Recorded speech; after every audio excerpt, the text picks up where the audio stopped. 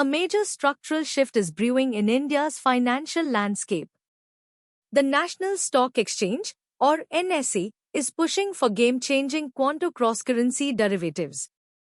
They've approached the RBI for approval, signaling a significant evolution for domestic markets. This isn't just about new products. It's about deepening India's integration into global financial architecture and boosting capital efficiency. It changes the playing field for managing currency risk, both domestically and for international investors. This matters profoundly for how capital moves in and out of the subcontinent. Here's where things get interesting. Quantum derivatives allow investors to hedge foreign exchange risk without being exposed to the foreign currency movement itself. Think of it, you get exposure to a foreign asset's price in rupees without worrying about the dollar-rupee exchange rate fluctuations. This reduces complexity and risk for many market participants, especially those engaged in cross-border trade and investment. It simplifies hedging strategies and opens up new avenues for capital deployment within India. Why should investors pay close attention? This move enhances liquidity for dollar-rupee trades and other cross-currency pairs.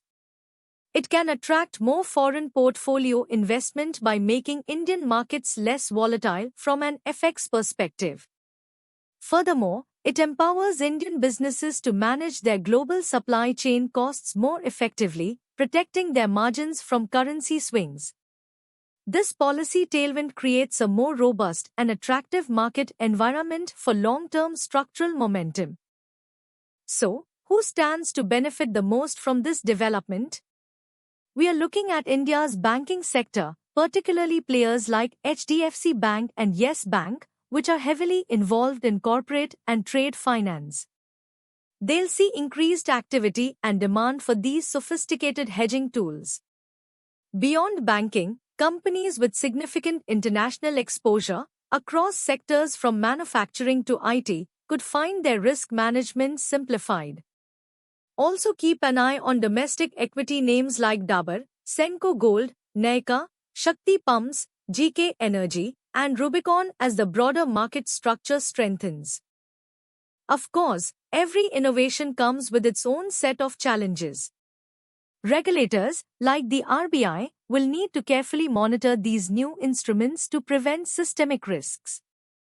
Market participants will require education and infrastructure upgrades to effectively utilize these complex products.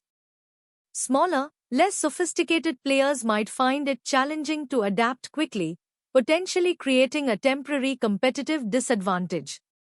This is a risk repricing scenario, but for the better, as India's financial system matures. This structural evolution within India aligns perfectly with the long-term investment philosophy championed by stalwarts like Ramdev Agrawal. His recommendations often emphasize deep research and understanding the underlying business, not just short-term price movements. He'd tell us that these market infrastructure improvements are foundational, creating a more fertile ground for long-term compounding. This is about building wealth structurally, patiently, over time, a theme central to the India story. Within this growth narrative, Simplywall.st highlighted 3 Indian penny stocks with profits that the market might be missing. These are the kinds of opportunities astute investors hunt for, hidden gems with strong fundamentals, poised for future growth within a robust economic backdrop. Identifying these undervalued plays before broader institutional participation increases is a cornerstone of portfolio manager thinking. This is where active management truly shines, finding the next multibagger amidst structural momentum. This brings us to a timeless lesson from the Oracle of Omaha himself, Warren Buffett.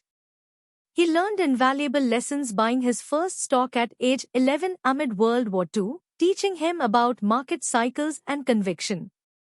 Britain's own Buffett also offers timeless investing lessons for building long-term wealth. These principles remind us that volatility and uncertainty are constants, but structural growth and sound investing prevail. It's about staying disciplined, understanding value, and not getting swayed by the daily noise.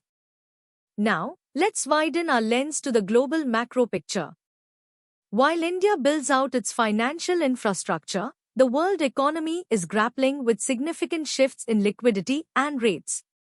Mortgage and refinance interest rates are significantly higher than last week. This indicates a broader rate hike readjustment in play, affecting consumer spending and credit markets. Central banks globally are still navigating inflation, and this yield pressure is reshaping expectations for economic growth and asset valuations everywhere. The next signal comes directly from commodity markets, where a major shift in the U.S. energy landscape is underway. The era of cheap U.S. natural gas may be ending, with significant implications for industrial costs and consumer energy bills. Simultaneously, 7 OPEC+ countries have agreed to modestly expand oil production as prices slide. This delicate balancing act in energy supply and demand will lead to significant cost repricing across global industries, influencing everything from manufacturing to transportation margins. That leads us to a bigger question: where is global capital truly flowing? Bitcoin is down 53%, and Ethereum lost 22% in just 1 month.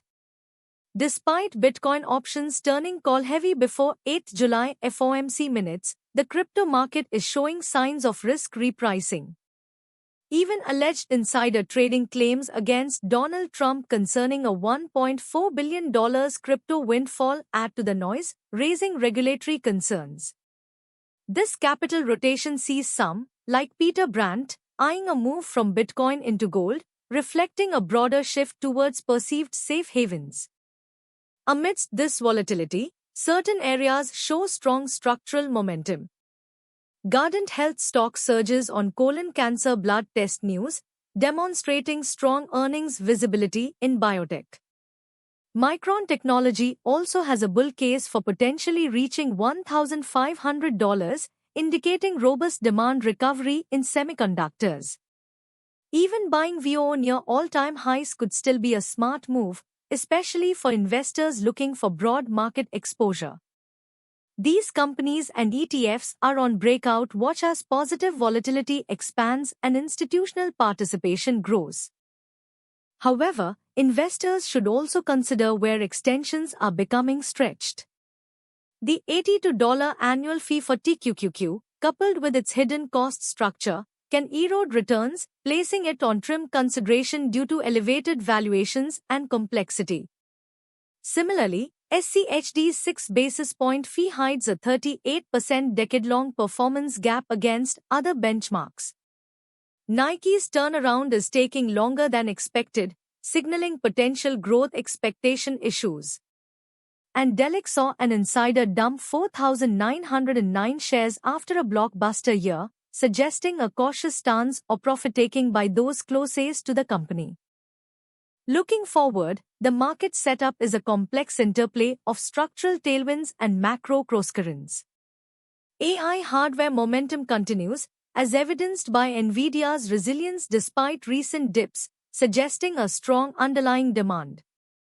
The fascinating parity in valuation between Meta and Tesla, both at $1.48 trillion, forces a re-evaluation of growth narratives. Even Alphabet, having doubled in a year, poses the question of whether it's too late to buy. These dynamics highlight the ongoing capital rotation within tech and the search for durable earnings visibility. What a fascinating period for global capital markets.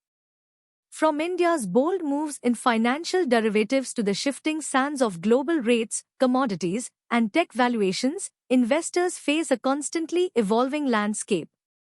Our analysis suggests a strong divergence. Structural growth stories in emerging markets like India are gaining traction, even as global liquidity conditions tighten and sector-specific risks emerge. To stay ahead of these structural capital rotations and navigate complex market dynamics, make sure to subscribe to SMANI News. We'll see you in the next breakdown.